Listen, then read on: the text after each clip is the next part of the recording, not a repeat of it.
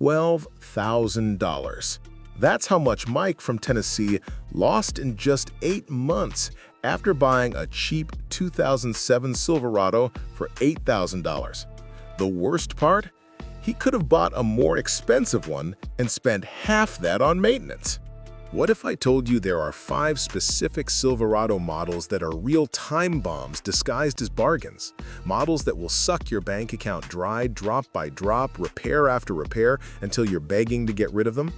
Stay to the end, because on model number 2, I'm going to show you a defect that costs $4,200 to fix and that nobody tells you about at the time of sale.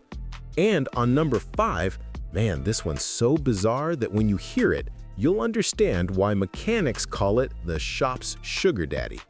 Look, I've seen a lot of people get screwed buying cheap pickups. My own brother-in-law fell into this trap 2 years ago. Bought a 2009 Silverado thinking he'd made the deal of a lifetime. Today, he says he'd rather have bought a used Civic. If you're thinking about buying a used Silverado, or already have one and want to know if it's one of these sugar daddies, subscribe to the channel, because I'm going to show you exactly which years and versions to avoid, how much each problem costs to fix, and at the end, the 3 alternatives that are actually economical. And check this out. Model number 1 on this list has such a specific problem that even authorized dealerships get the diagnosis wrong 70% of the time. Result? You spend a fortune in the wrong place. Silverado number 1, GMT 900, 2007 to 2013 with AFM. 87%. That's the percentage of 2007 to 2013 Silverados with AFM system that will have problems by 150,000 miles. This isn't my opinion, it's GM's own data that leaked in a lawsuit. AFM means active fuel management, that system that deactivates 4 cylinders to save fuel. Sounds genius on paper, but in practice, it's a death sentence for your engine. You know why? The system uses tiny solenoids that control the cylinder lifters. These solenoids get clogged with used oil, cause piston knock, and eventually destroy the camshaft. The noise sounds like a machine gun inside the hood. Repair? Between $3,800 and $6,500. And here's the worst part. Many mechanics don't know how to diagnose it right and change the oil pump first, charging another $1,200. Result, you pay twice. I met a guy in Dallas who bought a beautiful 2010 Silverado LTZ, 120K miles, for $16,000. 3 months later, the knocking started. 6 months and $4,200 later, he sold it for $8,000 just to get rid of the problem. But if you think AFM is bad, wait till you see the next model's problem. This one's going to make you rethink everything about automatic transmissions. Silverado number 2. 2015 to 2018 with 8L90E. 8 speeds, better economy, more smoothness. That was GM's promise with the 8L90E transmission. Reality? It's the most problematic transmission they ever made. The problem isn't mechanical, it's electronic. The TCM, Transmission Control Module, has a software bug that causes harsh shifts, low-speed shudder, and that famous surge. The car pushes and pulls by itself between 40 and 50 miles per hour. GM issued 47 TSBs trying to fix it. 47! That's industrial-level admission of failure. Know what's the worst? The problem usually shows up after warranty expires. And the fix? $4,200 to replace the TCM, reprogram the car, and maybe solve it, because it doesn't always work on the first try. And here's info that no salesman tells you.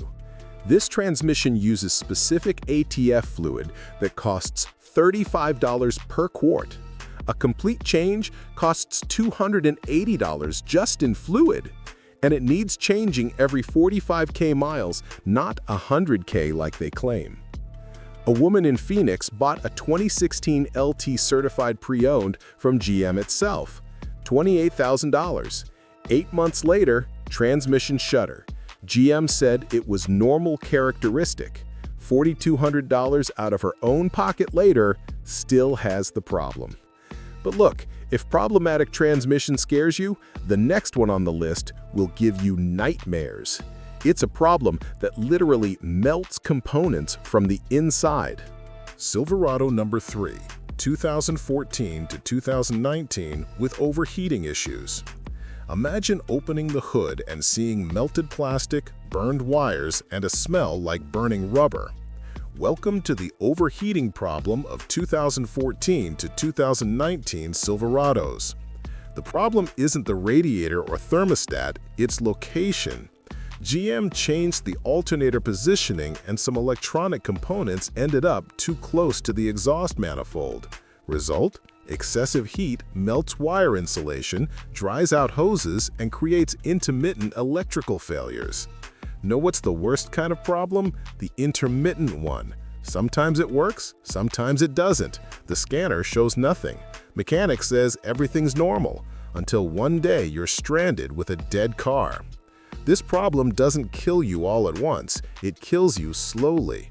First, it's the oxygen sensor, $320. Then the alternator, $580. Then the ECU fries, $1,200. Finally, wiring harness, $2,400. Total, over $4,500 in small repairs. I have a YouTube follower who documented everything. 2017 Silverado LTZ Z71. Bought for $32,000. In 18 months, spent $6,800 on electrical problems. Sold for $19,000. Total loss, $19,800. And check out this scary data. In Silverado Facebook groups, 34% of 2014 to 2019 owners reported at least one heat-related electrical problem. 1/3! But if you think electrical problems are complicated, wait till you meet the Silverado that has a factory defect in something that should be simple: power steering. Silverado 4, 2011-2014 electric power steering. 80 miles per hour on the interstate, passing maneuver, and suddenly the steering wheel locks up completely. You have 3 seconds to not cause a fatal accident. It happened to over 2,000 owners of 2011-2014 Silverados. GM replaced traditional hydraulic steering with an electric system, EPS, electric power steering. The idea was good: better economy, less maintenance. The problem? The control module fails without warning. Imagine this happening with your family in the car, or with your wife driving alone. It's a matter of life or death, not just money. GM did a recall in 2014, but only for specific models. Thousands were left out, and even those that were fixed, many had recurrence. The recall only updated software, didn't replace the defective hardware. Replace the complete EPS module, $2,400 to $3,100. And check this out, chronically out-of-stock part. You wait up to 6 months, meanwhile driving a time bomb. Want to know if the used Silverado you're looking at has this problem?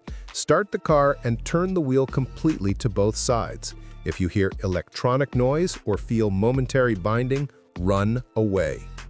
This generated over 847 lawsuits against GM.